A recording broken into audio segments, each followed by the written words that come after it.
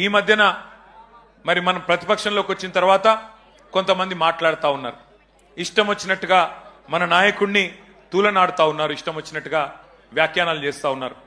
జాతి మీద, జాతి గౌరవం మీద ఎవరు పడితే వాళ్ళు మాట్లాడుతూ ఉన్నారు.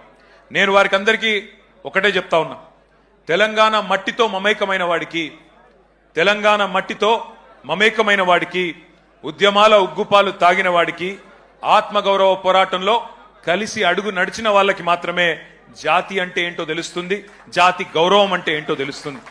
సకల జనులు స్వరాష్ట్ర సమరంలో తెగించి కొట్లాడుతున్నప్పుడు, ప్రాణాలకు తెగించి మన నాయకుడు నిరాహార దీక్ష చేస్తున్నప్పుడు, సమైక్యాంధ్రవాదుల సంచులు మోసే సన్నాసులకు జాతి తెలియదు, నీతి తెలియదు, గుర్తుపెట్టుకో.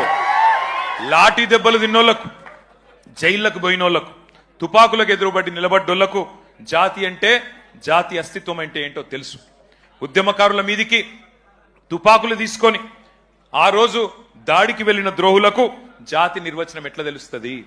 రక్తంలో పౌరుషం ఉంటే, డిఎన్ఏలో ఉద్యమం ఉంటే, ఆత్మాభిమానం అనేది ఎక్కడన్నా నీ శరీరంలో ఉంటే నీకు జాతి అంటే ఏందో, జాతి చరిత్ర అంటే ఏందో తెలుస్తుంది.